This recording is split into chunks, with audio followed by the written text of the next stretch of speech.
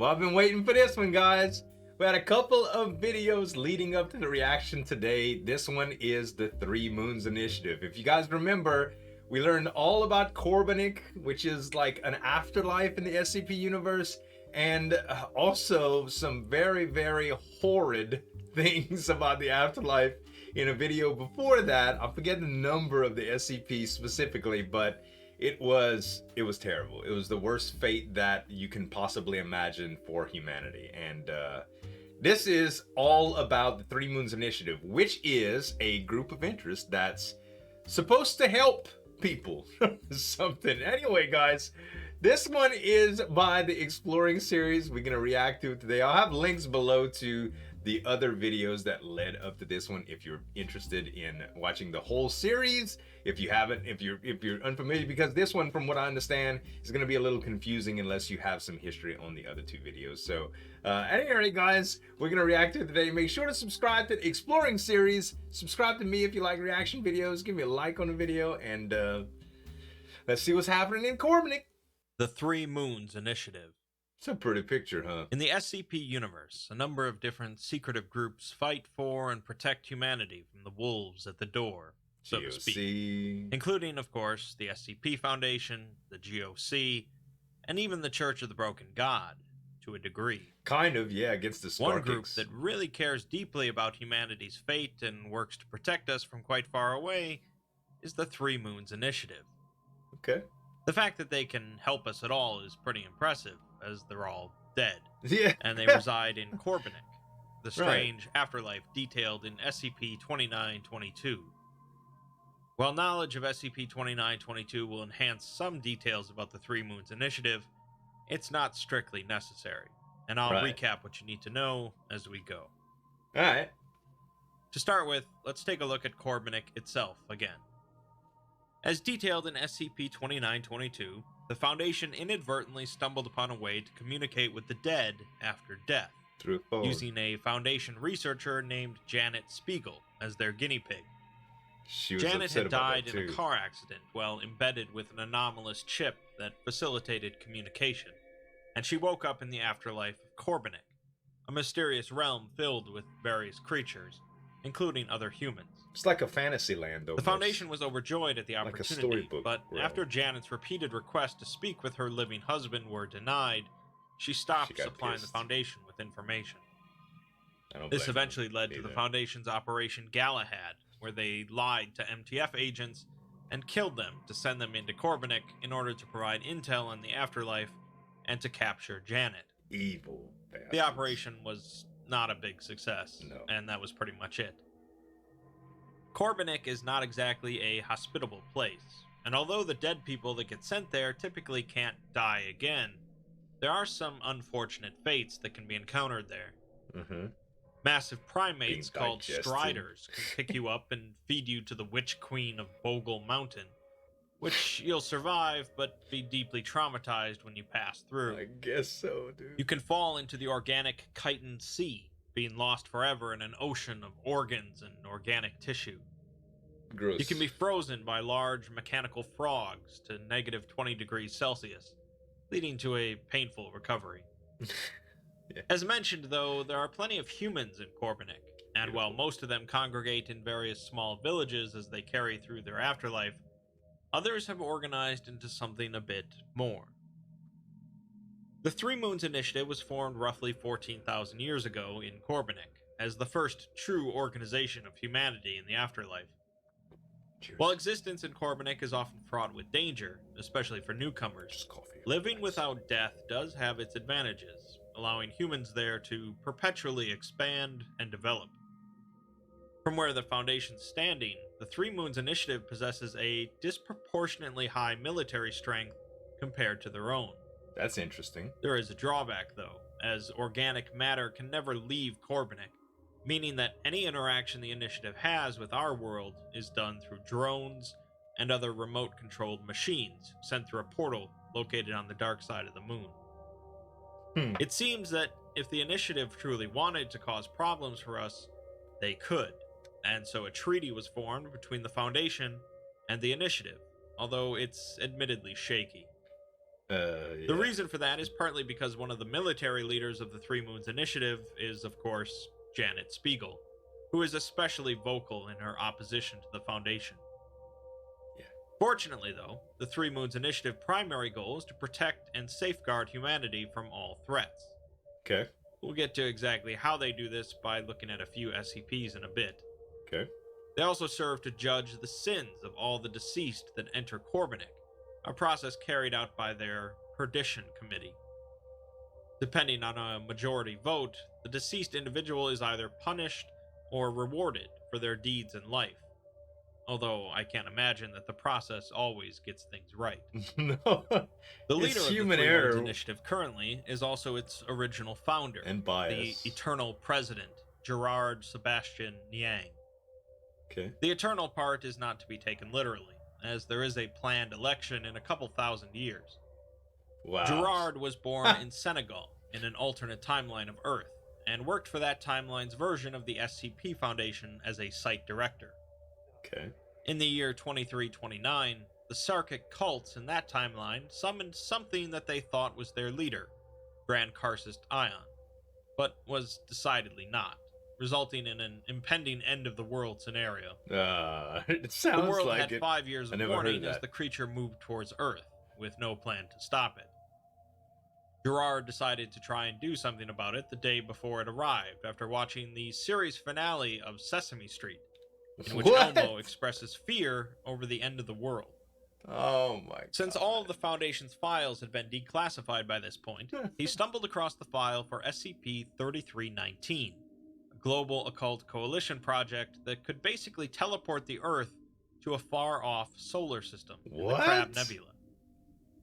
This was all pretty theoretical, though, of course, as it had never been used, Well, and of diagnostics course. predicted it only had a 30% chance of success. Yeah, they can't be like Breaking protocol, normal. Gerard managed to activate the device, and needless to say, it didn't work as planned. Uh-oh.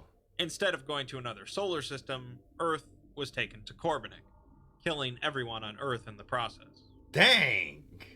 The Striders, the giant primate natives of Corbenic, launched an attack on the recent arrivals, and Gerard rallied the remnants of the Foundation, along with the central government of their Earth, and other armed factions to fight in the First Harvesting War. That's some crazy Niang right? became a hero to the remaining humans of his Earth, and also gained the respect of a local entity named JALAKÅRA, who also despised the Striders. JALAKÅRA is an incredibly powerful reality bender, basically akin to a god in Corbenic, with the appearance of a gigantic spider with a human face and beard. Ooh. JALAKÅRA resides in a fortress located thousands of light years above Corbenic, known as the Impenetrable. Wow. Having a partnership with JALAKÅRA resulted in the creation of the Lunar Dawn Initiative, their name until after the Second Harvesting War, when it became the Two Moons Initiative. Presumably, that other timeline of Earth became the first moon near Corbenic, until another one showed up, resulting in the Second Harvesting War, and then eventually a third showed up during the Third Harvesting War. At this point, the group became known as the Three Moons Initiative. Okay. Currently, Gerard acts as the human leader of both the military and the civilians of the initiative. Many of their local media outlets accuse him of abusing his authoritarian power for personal gain. So, to assuage these concerns, he undergoes annual humbling sessions. These sessions are top secret and carried out by JALAKÅRA himself, involving excruciating physical and psychological torture. After these humbling sessions were put into place, media outlets have accused the president of ineptitude and indecisiveness. So clearly the sessions did something. As a leader, you can't Aside be from the president, indecisive. 13 other individuals are allowed to directly address JALAKÅRA, and they make up the Central Cabal. Okay. The Central Cabal is granted a small portion of JALAKÅRA's power, but they primarily act as JALAKÅRA's advisors for any interactions with humanity. This lore is so deep, yo. JALAKÅRA uses its abilities to provide the initiative with energy and resources, and in return, the initiative worship it as a deity, carry out its wishes, and allow it the final say in all administrative matters. The presence of a deity in charge of the initiative is part of why the Foundation really doesn't trust the group, as this is a non-human running a group that apparently has humanity's best interests at heart. Right. Let's look at how they might take care of humanity's best interests, though, by looking at a few anomalies they've been responsible for. When you think about equality, though, in terms of like what we do on Earth, you have people of different races that are part of the American culture that have adapted to American life and moved in here for centuries, like their ancestors, not centuries, but you know what I'm saying, decades. Their ancestors have been here forever. They are just as American as Caucasians, you know, even though they aren't, you know, white. You know, it's kind of the same thing. You know, in Star Wars, you had different races on like the Galactic Council in both the Rebels and the Empire. So yeah, that's not too weird to think about. I guess when you're playing race wars and stuff like that from the afterlife, though, things could get complicated. But the amount of lore here is fascinating. Like, you can literally build novels on these concepts, you know, like the wars and the way that the different timelines are done. You could do like movie series. It's so deep, bruh. Wow. One avenue they've approached is the continued moral safeguarding of humanity, as they're consistently concerned with the sins of those that die and enter Corbenic. Mm-hmm. To better guide humanity's morals, they sent us SCP-3922, a small metal cylinder with 3 moons engraved on one side and the word reassurance on the other. Okay. It was found by the Foundation at a garage sale in Kenosha, Wisconsin, where the owner described it as a sort of morality filter for the TV. Okay. When placed within 1 meter of a television set or computer, the cylinder will alter the contents of any video played. Additional characters or elements will appear in the footage, typically armed with high-powered energy-based weaponry and other futuristic equipment, and will punish any and all crimes committed during the video. Dang! The severity of the punishment Google algorithm was bad with the rating of the rest of the content, however, so Winnie the Pooh won't be decapitated for ruining Rabbit's garden. Thank goodness. At the end of each modified video, 3 moon symbols will be shown, along with the initiative slogan: "You are watched, you are protected, you are loved." Interesting. Let's look at some specific examples then. Okay. A modified copy of the animated film Pinocchio showed a tactical squadron of advanced troops arriving on Pleasure Island in dropships, transforming the transformed donkeys back into children, using devices labeled Tactical Undonkification Ordnance. Undonkification? The coachman, responsible for tricking and taking the children, is instantly vaporized by a bombardment of energy weapon fire. I know some people that need Lampwick is taken to a substance abuse rehabilitation center. Monstro the whale is disintegrated by an orbital energy weapon. The Blue Fairy is arrested for unlicensed reanimation of plant tissue. And Pinocchio is informed by a tactical child psychiatry associate that real boyhood is subjective. In an altered copy of The Dark Knight, the Joker is killed by several combat drones, utilizing plasma-based weaponry. Bruce Wayne is taken into custody for 39 separate counts of extortion. Wow. And the film ends with initiative troops taking control of Gotham City until law and order can be restored. What the hell? In a copy of the film Space Jam, it is presented as a biographical drama of the life of Michael Jordan, with no cartoon characters present. At one point, though, a character mentions a news story in which a corrupt intergalactic amusement park was destroyed by initiative troops, but Michael dismisses the story as ridiculous. That's so crazy, dude. As a particularly graphic example, a copy of the 1975 film Salo was used, which involves 4 wealthy men in fascist Italy who kidnap 18 young men and women and perform unspeakable torture on them. Oh no. In the altered copy, the 4 men are quickly terminated by sniper fire, and the footage cuts to the desert of Corbenic, where the 4 now dead men are picked up by initiative ships and taken to a facility where they are submerged in tanks filled with gel, a process that seems to be extremely painful. Mm-hmm. The remaining 8 hours of footage simply shows the men in the tanks, their faces distorted in pain and agony, where they will apparently be kept for quite some time. The ending card is also altered in this footage, instead reading, "You have been warned." The initiative have become the judges, juries, and executioners of the afterlife, and want to warn humanity to live good lives, where there will be consequences. That'll scare you into living right. Speaking of punishing fascists, the Three Moons Initiative seems to be especially concerned with that, as they also sent us SCP-2578. 2578 is a series of phenomena that has resulted in the deaths of at least 100 humans since 1995. Okay. These individuals all share some common traits, as they were political figures intending to engage in activities such as ethnic cleansing, government-sponsored slavery, war crimes, and establishment of absolute control of the national press, media, and religion. Okay. All of these individuals also possessed the full capabilities to carry out these political activities had they not died. 72 hours prior to each of their deaths, the individual will receive an email from a sender listed only as the Three Moon symbol, and the text will always be consistent. It opens with the Latin phrase, "Sic semper tyrannis," meaning "thus always to tyrants," and the subject's latitude and longitude coordinates. Oh. The first message will contain the number 144, and the text, "I never miss my mark. Abdicate and you will live," in a number of different languages.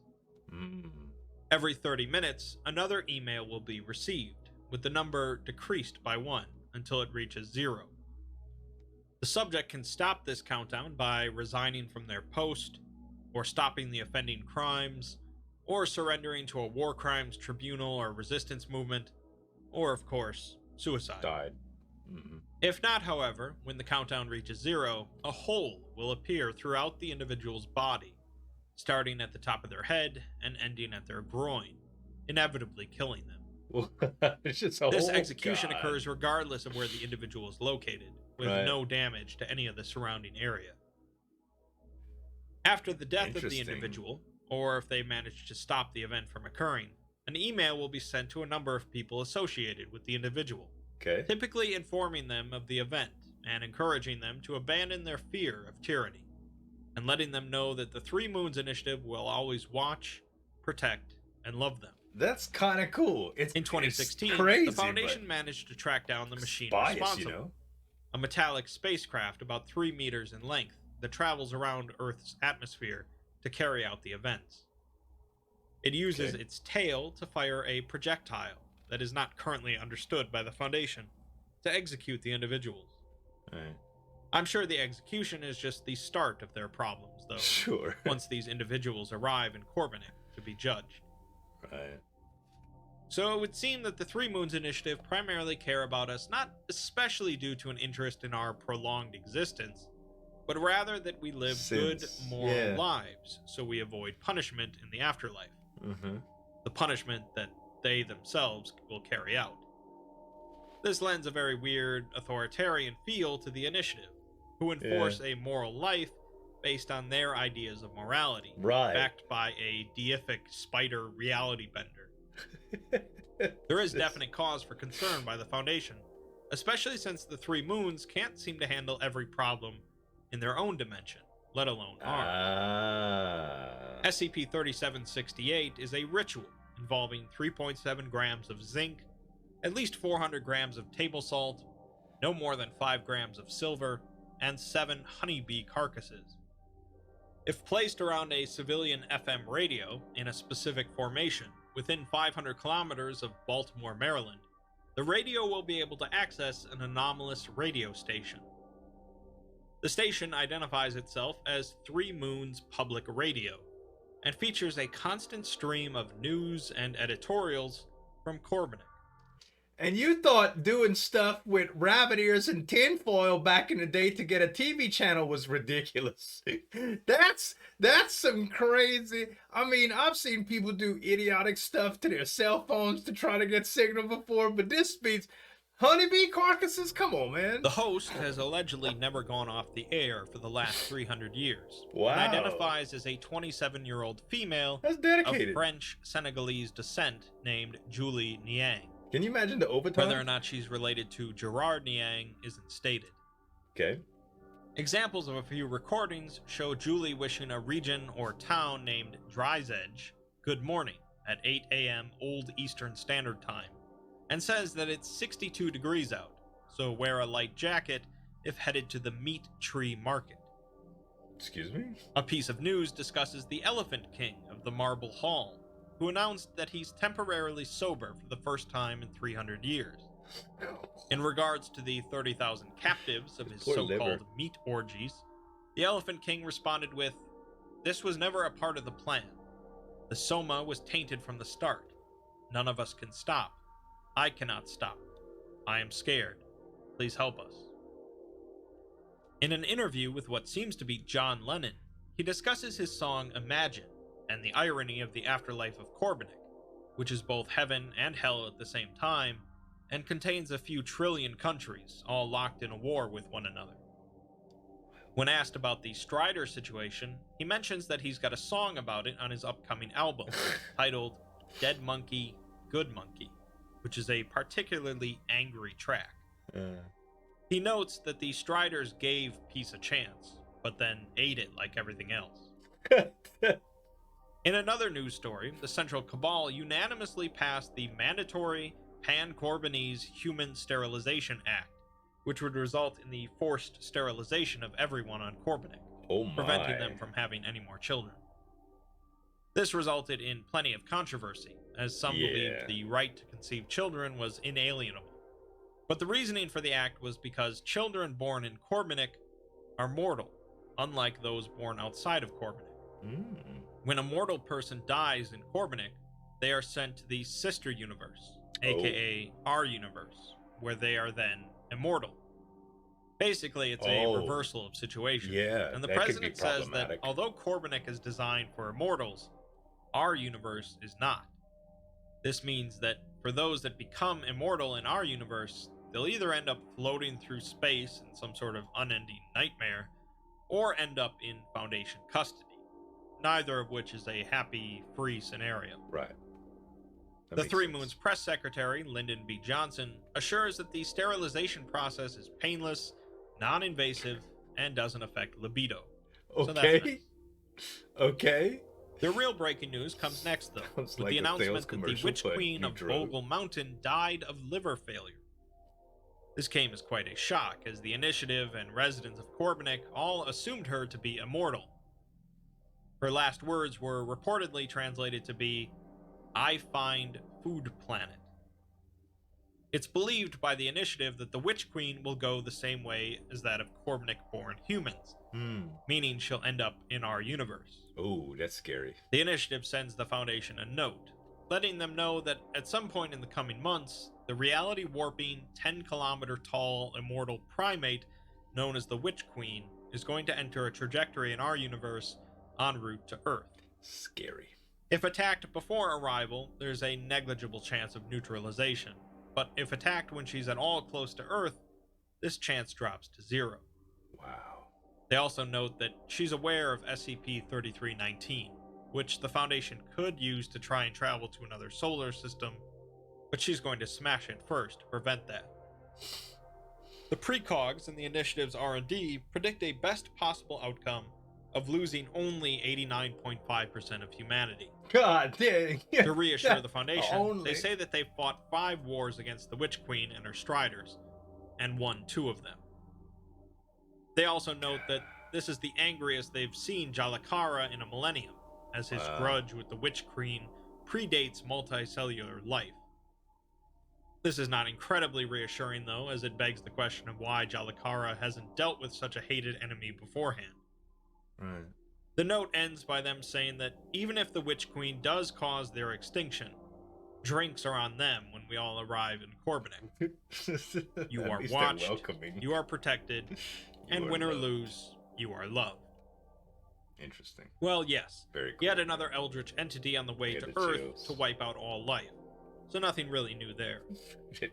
The interesting Regular thing to day in take the away from this Foundation, one, yo. though, is that if someone is born in Corbenic, they'll eventually die and become immortal in our world. Yeah, that is really cool. Well, This explains to the old man that the Foundation stumbled upon in their incursions into Corbenic, who they witnessed dying, despite everyone seeming to be immortal.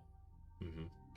Another takeaway is that there are many different universes which contain Earth that all connect to Corbenic, And which is why timelines. it's stated that Yeah. there are trillions of countries in Corbenic. However, what isn't quite as clear is which one of these universes a person goes to if they die in Corbenic, Mm. or do they somehow go to all of them? Mm. Corbenic is a really interesting setting, which by Yeah. itself doesn't have a great deal to do with the SCP Foundation and the anomalous situation on Earth. The Three Moons Initiative, however, adds a nice touch to things to connect the two dimensions, Yeah. as they not only care about our human population, but every human population across the multiverse. They want us all to live It's good, pretty cool. moral lives so that we can someday die, come to Corbenic, And be live happy. judged, and fall under the Three Or- Moons purview. Yeah. As Be time goes controlled, on, pretty much. the initiative is going to grow larger and larger and become more technologically proficient, As more people not die. to mention their patron deity, who has his own thoughts on the matter. Who's to say they won't eventually decide to save some time and just wipe us all out, so we can immediately join them in Corbenic? Or perhaps do something worse. Well, it's always nice to think there's some purely altruistic groups out there that just want to keep us safe. The Foundation is certainly not convinced that the Three Moons Initiative is one of them. Gosh, yo. Oof. That was deep, huh? Like, the thought of the afterlife in general and being judged and some place that is either paradise or the opposite of, or even somewhere in between. I think in Christianity, it's purgatory or whatever they call, kind of like a place in between, like a waiting room for heaven or hell. I don't know why that would exist. Waiting room, like they have a queue. You know, we talk about deities here, but in general, the concept of going to a place that is like a location, you know, instead of an actual idea like heaven, hell, you know, is it's quite strange, but really, really fascinating. And the depth of the lore here is just what really gets me. Like, all of this stuff was written by a person, an author. There's an entire storyline that could be taken to a multitude of storylines. This was really, really awesome, man. Thanks for the recommendations, guys, and I look forward to more from you, as always, guys. Make sure to subscribe to the Exploring series. This one gave me chills, man. And make sure to subscribe to me if you like reaction videos and give me a like on the video. Thanks so much for watching. As always, this is Zueljin signing off. We'll see you next time.